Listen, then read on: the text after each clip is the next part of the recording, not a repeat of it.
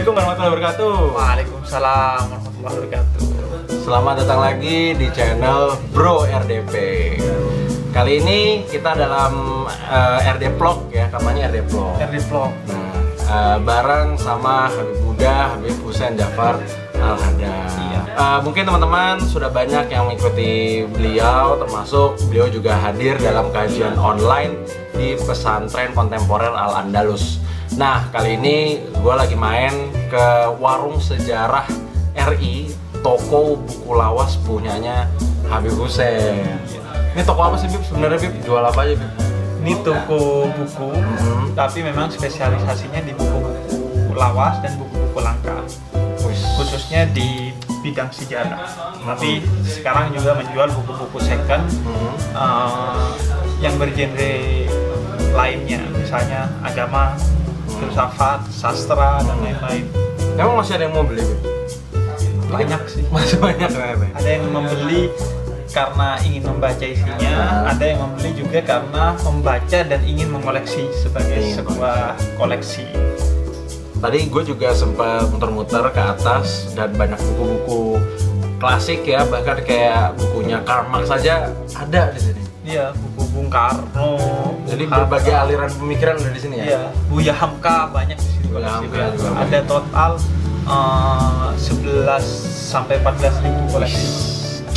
Jadi saya rekomendasi buat teman-teman semua yang pecinta sejarah atau juga suka buku-buku tentang pemikiran-pemikiran tokoh-tokoh ya, bisa main ke sini di daerah Cirende. Nanti alamatnya gue share di deskripsi. Nah, online juga bisa loh. Online juga bisa. Di mana? Di @warungsejarah.ri di Instagram, di Twitter ada. Via Instagram atau via Twitter di Warung Sejarah RI. Oke, nanti kita tulis akunnya, langsung beli biar convert. Hari ini gue mau discuss sama Habib terkait masalah-masalah anak muda nih, Habib. Oke. Jadi gue tuh kemarin banyak melihat isu-isu politik, isu-isu sosial, isu-isu kemasyarakatan, khususnya apalagi gue yang background hukum ya. Gue sering melihat isu-isu hukum dan itu sering membuat gue marah gitu. Sering membuat gue pengen merespon masalah-masalah masyarakat dengan pendapat gue yang gue ngerasa ini bener nih gitu. Sehingga apalagi kita tuh ketika menjadi seorang pembelajar ya, kuliah lagi masih, kita merasa ingin segera nge-share ilmu kita gitu.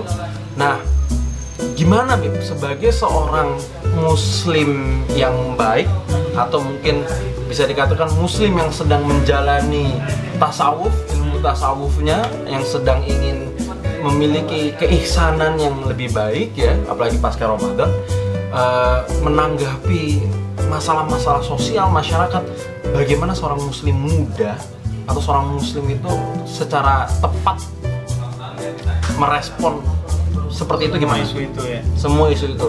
Iya. Kalau dalam perspektif Islam itu kan di Quran dijelaskan bahwa pada dasarnya wajadilhum billati hiya ahsan. Berdiskusilah kamu dengan ahsan. Ahsan ini artinya terbaik. Ada cara berdiskusi hasan, baik. Nah, dari tiga yang baik cara ini dipilih yang terbaik mana? Bukan lagi di antara baik dan buruk, tapi di antara yang baik-baik juga dipilih cara-cara yang paling baik. Artinya paling efektif, paling tidak menyinggung dan lain sebagainya. Mana cara yang terbaik itu yang dipakai dalam diskusi. Itu panduannya Al-Qur'an. The best from the best ya. Ya. Oke. Kemudian apa itu jalan terbaik dalam diskusi? Ahsan itu yang terbaik itu gimana? Nah, ada panduannya di dalam Al-Qur'an. Yang pertama misalnya, kalau kita lihat dalam surat Al-Mu'min ayat 5. Di surat Mu'min ayat 5 dijelaskan niatnya harus untuk menyatakan kebenaran, bukan kepentingan. Kadang kita tahu bahwa ini tidak tepat, ini salah, tapi karena kita punya kepentingan di dalamnya, nah kita kemudian mendiskusikannya dengan dasar kepentingan kita, bukan untuk mencarikan kebenaran. Itu dikritik oleh Quran. Itu nggak boleh kita mengutamakan kepentingan kita. Nggak boleh. Kemudian sekaligus juga tujuannya adalah untuk mencapai ridhonya Allah. Jadi dari niatnya juga harus dari tata untuk Allah ya. Udah dari awal harus untuk kebenaran, yang ujungnya adalah untuk Allah, bukan untuk kepentingan kita pribadi atau kepentingan golongan kita. Nah, karena itu dia tidak boleh landasannya adalah kemarahan. Kalau kemarahan itu kan sumbernya dari diri kita. Iya. Makanya dia harus landasannya adalah cinta kasih. Karena kita cinta kepada kebenaran, cinta kepada dia yang menurut kita salah, maka kita ingin ajak mereka diskusi untuk ikut dalam kebenaran yang kita yakini.